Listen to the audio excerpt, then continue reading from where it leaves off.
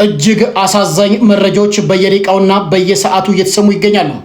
ከዚህ በፊት በዝቋላ አቦ በርካታ አባቶች መገደላቸውን የሚታወቅ ነው። በዚህ ሳምንትም በርካታ አባቶች በዝቋላ አቦ ተገድለው ግማሾቹ መታገታቸው ተሰምቷል። በዛሬው ዕለት ደግሞ በርካታ አባቶች እየተቀበሩ ይገኛሉ ማለት ነው። ይህም በተመለከተ ሰፋ ያለ መረጃ ይዘን መጥተናል። አብራችን ቆዩ። በሌላ መረጃችን ስናቀና ውድ የተከበራችሁ ተመልካቾቻችን ኢራን እጅግ ያልተጠበቀ አዲስ ነገር ይዛ መጥታለች። በርካቶችንም ሰርፕራይዝ አድርጋለች። በኢራን በኩል የወጣው መረጃ ምንድነው? እሱንም ማሰማችሁ ይሆናል። የቀድሞ የፋና ብሮድካስቲንግ ኮርፖሬሽን ጋዜጠኛ የሆነው በጠና የታመመው ገዳም የገባው ወንድማችን በሰላም በጤና ወደ ቤተሰቦቹ መመለስ እንደሚፈልግ አሳውቋል። እሱም በተመለከተ ሰፋ ያለ መረጃ ይዘን መጥተናል። ለሴቶች ጠበቃ እንቆማለን ወይ ደግሞ ፌሚኒስት ነን የሚሉ ሰዎች እጅግ አደገኛ መረጃ ወጥቷል። እነሱን በተመለከተ ሰፋ ያለ መረጃ ይዘን መጥተናል። አብራችሁን ቆዩ። ወደ የተከበራችሁ ተመልካቾቻችን ይህም ብቻ አይደለም፣ ሰፋ ያሉ እጅግ ወቅታዊ ቁም ነገር አዘል ፕሮግራሞችን ይዘንላችሁ መጥተናል። እንደተለመደው ሰብስክራይብ ያላረጋችሁን ሰብስክራይብ በማድረግ ቪዲዮውን ላይክ ያላረጋችሁ ላይክ በማድረግ እስከ ፕሮግራማችን ፍጻሜ ድረስ አብሬያችሁ ቆይታ የማደርገው የምን ጊዜም ወዳጃችሁ ሚኮ ነኝ። መልካም ቆይታ ይሆንላችሁ። መጀመሪያው መረጃችን ስንሸጋገር ደግሞ የቀድሞ የፋና ብሮድካስቲንግ ኮርፖሬሽን ጋዜጠኛ የሆነውና በጠና ታሞ ገዳም የገባው ወንድማችን በእጅግ በደስታ ወደ ቤተሰቦቼ ልመለስ ነው የሚል መረጃ አድርሶናል ማለት ነው። እንዴት ነው ገዳም መግባት? አያችሁ አይደል? ሰዎች ወደ ሆስፒታል ይሄዳሉ፣ ግን የእግዚአብሔርን ቤት ይረሳሉና ይሄ ወንድማችን ቀጥታ ሲታመም ወደ ገዳም ሄደው ተሽሎት አሁን ወደ ቤተሰቦቼ ሊቀላቀል ነው እያለ ነው። ይሄን መረጃ አዳምጠን እንምጣ። አዳምጡት። ቴዲ ወይንም ቴድሮስ ካሳሁን ከገዳም ቆይታው በኋላ ወደ ልጆቹ ለመመለስ ማሰቡን ገልጿል። ስለ ሁሉም ነገር እግዚአብሔር የተመሰገነ ይሁን ያለው ቴድሮስ እግዚአብሔር ይመስገን፣ በእውነትም እግዚአብሔር መልካም ነው፣ በመከራ ቀን መጠጊያችን ነው ብሏል። አሁን በእግዚአብሔር ጸጋ በጣም ሰላም እንደሆነ የገለጸው ቴድሮስ ከማሰብ በላይ በሆነው በእግዚአብሔር ሰላም ውስጥ በማረፍ ላይ ነኝ፣ ይህም ውስጤን ጥልቅና ፍጹም በሆነ ሰላም ሞልቶታል ሲል ተናግሯል። ከገዳም ቆይታ ያገኘሁትን ፈውስ፣ ፍቅርና ጥበብ ታጥቄ አሁን ወደ ልጆቼ ለመመለስ እያሰብኩ ነው። ስለ ሁሉም ነገር እግዚአብሔር የተመሰገነ ይሁንም ብሏል። በዚህ አስደናቂ ጉዞ ከጎኑ ለነበሩ ሁሉ ከልብ አመስግኗል።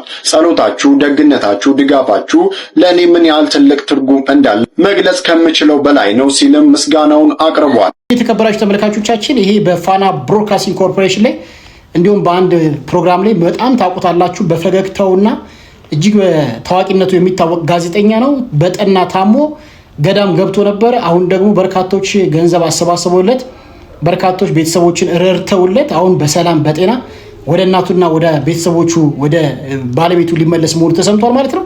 በርካቶቻችን ስንታመም ወደ ሆስፒታል ምን እንሮጣለን።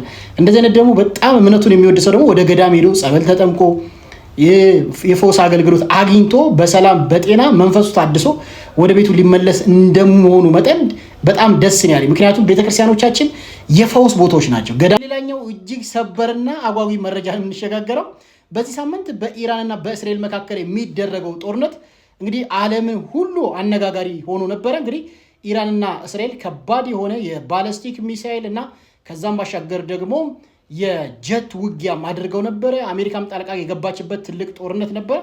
እንግዲህ ይህን ተመልክቶ ደግሞ ኢራን በጣም የሚገርም ሰርፕራይዝ የሆነ ቪዲዮ መረጃ አቅርባለች ማለት ነው። እስራኤል ገደልኳቸው ያለቻቸው የኢራን ከባባድ ጄኔራሎች እና ትላልቅ ቦታ ላይ ያሉ ሰዎች በህይወት መኖራቸው ተሰምቷል።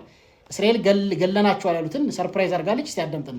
ሰበር ዜና። እስራኤል ገደልኳቸው ያለቻቸው 3ቱ የኢራን ጄኔራሎች በህይወት መኖራቸው ተረጋገጠ። እስራኤል በቅርቡ ገደልኳቸው ያለቻቸው 3 ከፍተኛ የኢራን ወታደራዊ መሪዎች ትናንት የኢራንን የድል በዓል ከህዝብ ጋር ሲያከብሩ ታይተዋል መባሉ ተሰምቷል። ከነዚህ ውስጥም የእስላማዊ አብዮታዊ ጥበቃ ብርጋዴር ጄኔራል እስማኤል ቃአኒ፣ የመከላከያ ሚኒስቴር ብርጋዴር ጄኔራል አዚዝ ናስር ዛዴህና የአያቶላህ አልካሚኒ አማካሪ አድሚራል አልሻምካኒ ይገኙበታል። ቪዲዮዎችና የሀገር ውስጥ መገናኛ ብዙሃን እነዚህ መሪዎች ያው ሆነው በበዓሉ ላይ እንደተገኙ አረጋግጠዋል። እንግዲህ እንደሰማችሁት ነው። እስራኤል የኢራን ትላልቅ አመራሮችን ገድያለሁ ብትልም እንግዲህ ኢራን ግን እንግዲህ ሰርፕራይዝ አድርጋለች። እነዚህ 3ቱን ጄኔራሎች 3ቱን አመራሮች ይዛ ወጣለች ማለት ነው። በጣም ገርሞኛል። እኔ በዚህ አጋጣሚ ሞሳድን የሚያክል ትልቅ ድርጅት በዚህ መልኩ መሸወዱ ገርሞኛል እና በዚህ አጋጣሚ ጦርነቱ እየተፋፋመ ነው የሚገኘው።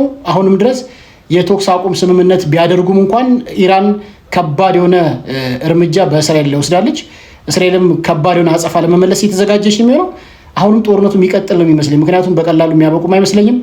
በጣም የሚገርም ነው ኢራን ያመጣችው መረጃ። ወደ ቀጣይ መረጃችን እንሸጋገራለን። ወደ ሌላኛው መረጃችን ስንሸጋገር ደግሞ እነዚህ ሴቶች በተለይ ፌሚኒስት ነኝ የሚሉ ሴቶች፣ ለሴት ልጅ ጠበቃ እንቆማለን የሚሉ ሴቶች በጣም እጅግ አደገኛ መርዝ የሆነ አስተሳሰባቸውን ይዘው መጥተዋል ማለት ነው። ሁሉም ሊጠነቀቅ ይገባል ብዬ የማስበው ቪዲዮ ነው። ይህም ቪዲዮ በጥንቃቄ አዳምጡት። ሰላም ለእናንተ ይሁን። ሁሉም ሰው ሊያየው የሚገባ ብዬ የማስበውን አንድ ቪዲዮ ልጋብዛችሁ። ኖርማሊ ከሃይማኖት ሴቶችን ከሃይማኖት ተቋማት መውጣት ነው አንግሌ። ታትስ ማይ ኦንሊ አንግል። ፌሚኒዝም ብዬ ራሱ አይደለም የኔ አንግል። ሴቶች ከሃይማኖት ስርዓት ውስጥ ከወጡ ወይም ከሃይማኖት አስተሳሰቦች ውስጥ ከወጡ it's just only natural. Anyway, I'm so glad to see that you guys are coming to the realization that religion is actually a weapon formed against women. ለሴቶች ጠላት የሆነ ኢንስቲትዩሽን ነው ራሱ።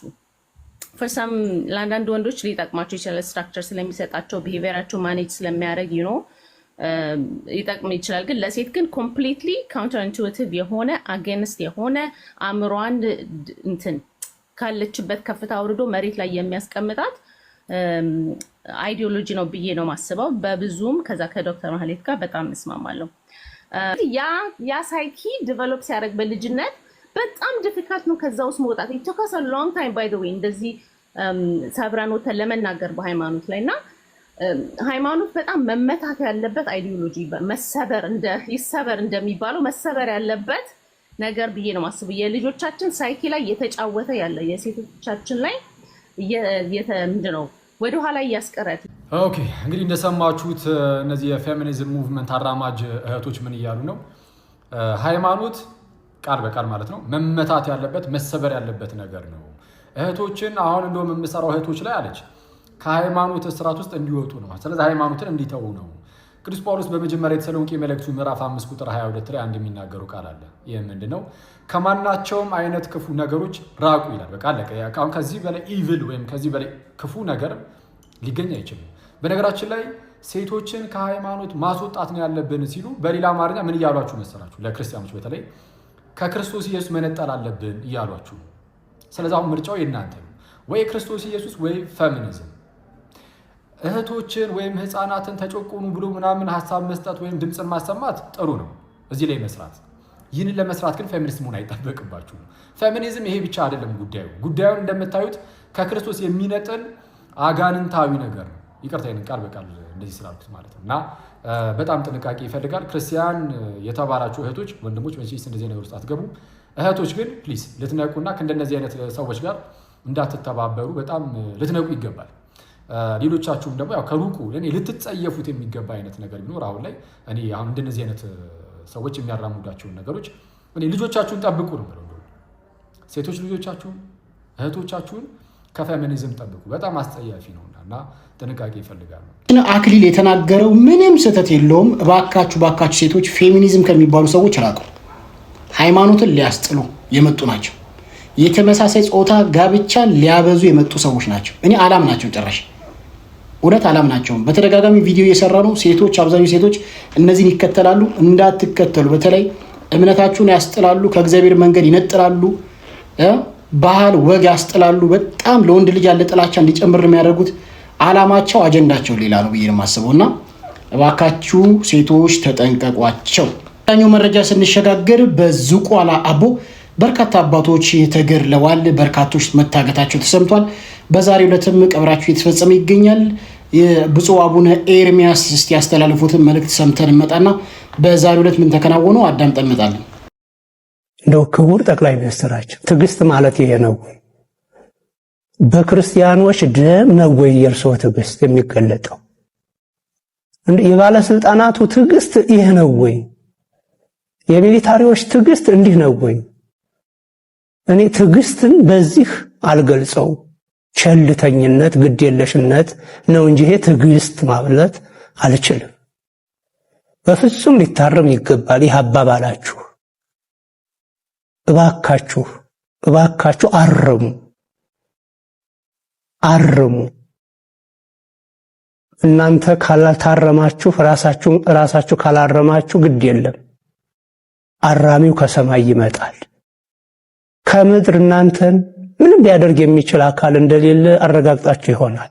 ሁልጊዜም ቢሆን ከምድር ተቃዋሚ የለም። የምድር ተቃዋሚ ምንም አያደርግ።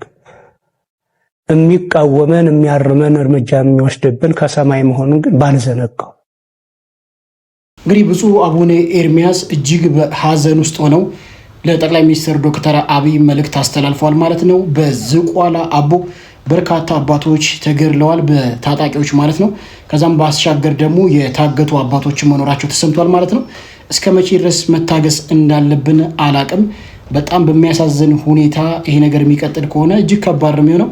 አባቶች ለሀገር በጸለዩ፣ አባቶች ለሀገር በለመኑ፣ ለኛ ብለው በመነኑ ገዳማን አባቶች መገደላቸው ምክንያቱ እንደዚህ ምን አይነት ምክንያት እንደሆነ አላቅም። ምን አይነት አየሁ ስልኬ ክፉ ሆነብኝ ዛሬ አየሁ ተመለከቱ።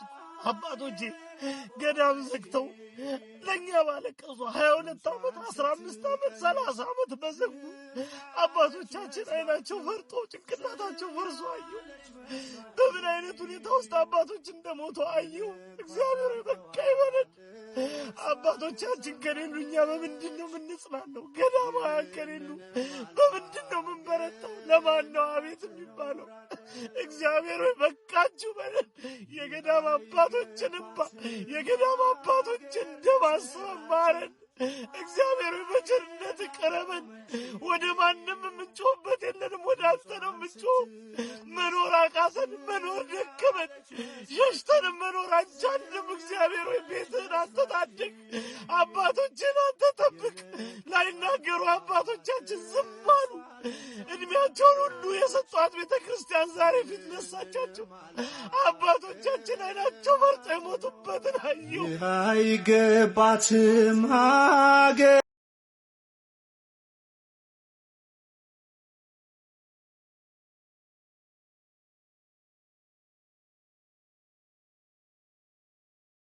ይህንን ተመልክቶ በርካታ አባቶች ማለት ነው ከዝቋላ አቦ መልእክት አስተላልፈዋል ማለት ነው።